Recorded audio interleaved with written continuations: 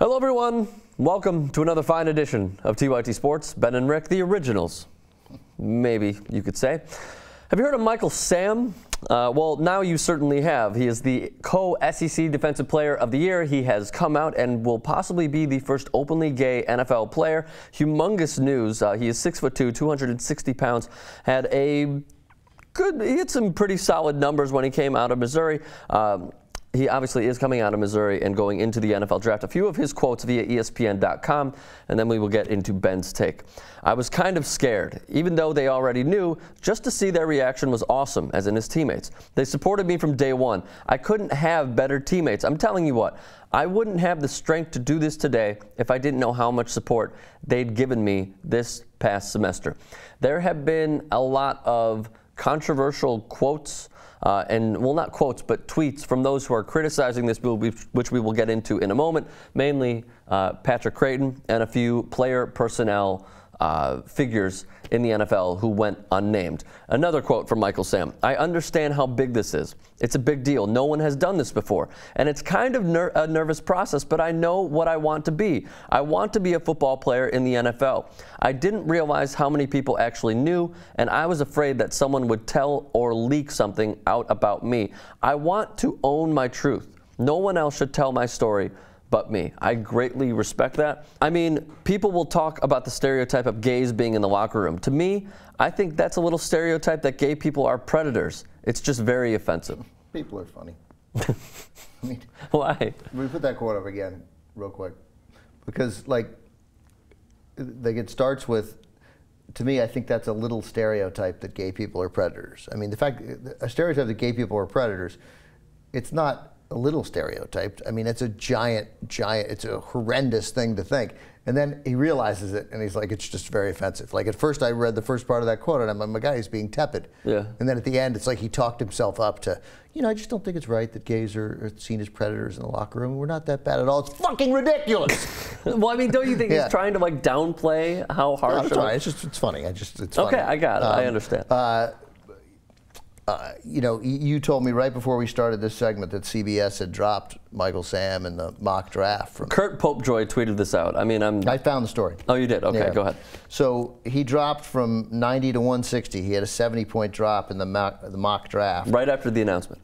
Yeah, I mean, so I don't know if they were going to have that. The guy who puts this together, a guy named Rob Rang, he works for NFLDraftScout.com, and he's CBS Sports' main draft guy. Okay. Right? He's the Mel Kiper of CBS Sports. All right. Except slightly less famous. Rang, nice jab. He says that NFL Draft Scout has Sam as the 110th ranked prospect, which is about a third or fourth, and says Sam's announcement will affect his draft stock, but that isn't the only reason for the big drop. And he points out that Sam wasn't the only player to see his ranking significantly change. An initial drop to 160 from 90 on Monday morning was part of a comprehensive adjustment in the rankings leading up to next week's scouting combine that generated movement among. What comprehensive adjustment? You're telling me that the day the first player in the history of the NFL so ridiculous comes out to say he's gay, that's going to be drafted, and that morning you decide to drop him 70 spots? There was a comprehensive adjustment throughout this entire process that dropped him 60 points, 60 selections. That is such horseshit.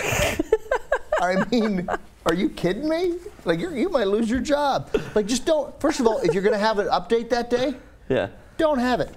You know what? We're not. Don't have what? What do you mean? If you were going to update the rankings today anyway, don't. Wait a week. Okay. Just delay it. Delay it. Yeah.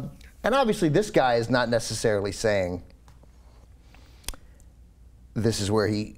I mean, he is. Well, I don't know. Are they reflecting the way it should go or the way it might go? I mean, in a mock draft, a mock is might, but I mean, NFL Draft Scout dropped him 70 points. That's a scouting service more than a mock draft, right? There's a difference. Yeah.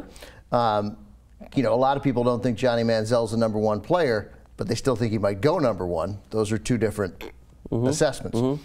So anyway, of course they're related. And this obsession about the locker room, man, first of all, there's so many parts about this. I guess everyone could acknowledge without us seeming like we're total idiots that well, we are, though. Every we player must know they've played with gay players. I mean, you have to be completely, wildly ignorant to not recognize that you've played with a gay player. Yeah. You know, Patrick Creighton, former Cowboy receiver who made a fool of himself yesterday. Yeah, we'll get into that in a moment. But, you know, even he acknowledges, hey, I guess they were gay, they just were in the closet, and that's where they belong. Mm-hmm. So, on one hand, when you talk about locker room disruption, you have to presume, okay, I've played with gay players and that wasn't a problem before. Now that we know, will that be a problem? So the problem only comes down to knowing that a guy is gay and what big a difference that makes. Then it presumes that what? That, like, great teams throughout history, the New York Yankees in 1977, 78, the 1972 through 74 Oakland A's, the Boston Red Sox throughout most of their history, not the World Series teams, but good teams, and the 25 guys, 25 cabs was the expression about the late 80s Red Sox. There have been a litany of really successful sports teams that didn't hang out or like each other. It makes no difference. Quarterback can throw to a receiver he hates. Great point. He can throw 100 passes to a receiver he hates. Yeah. I don't think a lot of those quarterbacks really like Terrell Owens. I got to be honest. You know? Well, they appreciated his talent, but they hated him as a person, probably. Right. And here, you know, if Michael Sam could play and he's the co-defensive player of the year in the SEC, that stuff doesn't always translate to the pros. We know that we see guys who don't do much in college and are late draft picks turn out to be dynamite pros. And well, guys like that Richard Sherman fella, that like Malcolm Smith guy. Right, and then guys who although he was a pretty good college player, he just didn't seem to score well. But, you know, NFL is harder to judge. And just because you got a lot of sacks in these crazy, weird offenses in college doesn't mean that you'll be able to deliver that kind of thing in the NFL. And actually, one of the scouts, not to interrupt you, actually said his numbers are inflated. Like his numbers are not that good because they came in garbage time or they came against weak opponents. Yeah, right. He said like 6 of his 9.5 sacks came against shit opponents in garbage time. Yeah, so that's like when Missouri, who scored a lot of points in that Gary Pinkel system, so they score a lot of points. They got big leads. Good name. They got big leads, and the bottom of the SEC, for all everybody talks about great, is horrible. You know, top to bottom, it's not the best conference. Top, it's the best conference. You really think, though, if they were to put one of the bottom teams in the SEC in the Big Ten, that they would not succeed? No, I don't think they'd succeed at all, and I think they might not win in the Pac-12 too. I mean, you know, top to bottom. Pac-12 is getting much better. So, like, but anyway, that's to say, look, he's the co-defensive player of the year. If it were all in garbage time, if he didn't impact a game, I'm doubting people vote for him. Sure. So, but we don't know.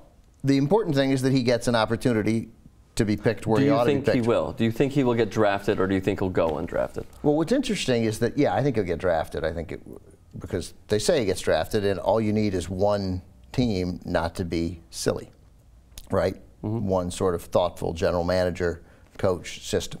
They don't even have to be that thoughtful. They just have to be normal. But if this guy ought to be, let's say they were thinking 3, 4, 5. Let's take the middle and say he was headed for a 4th round pick. I was thinking 5th, but okay. So if he's his 4th round pick, if he's 90 to 100, that's right in the beginning of the 4th round. So we'll say somewhere in the middle of the 4th round he was going to get picked. If you're that team that likes him and was looking at him in the 4th round because you thought that's where he should go, but you know there's a good chance that no one else is going to take him, then he's going to drop because you think just on tactically, you don't have to waste that 4th round pick. You could get him in 6, maybe at least 5, so you take somebody else. So that cost him a round right there, unless somebody jumps in right afterwards, But you get 2 or 3 teams interested in him, then he's okay. But you're very confident he will get selected. Oh, I'm not confident at all. Oh, you're not? I think that he'll get selected. But obviously he's got to perform at the combines, and not everyone who criticizes him at the combines will be criticizing him because they're a closet bigot and they don't even realize it, which a lot of these guys don't. They just think they're, you're going to hear a lot of, I'm just being honest. Yeah. It's just a comprehensive review. I'm just being honest. What will be interesting to me is if he puts up the numbers at the combine. Now, look, the combine has been seen to be totally flawed because, his 40 time isn't good. His high jump his vertical isn't that great. Yet those athletes are doing just fine in the NFL. If he will move up or down or stay where he is, even if his numbers are pretty good.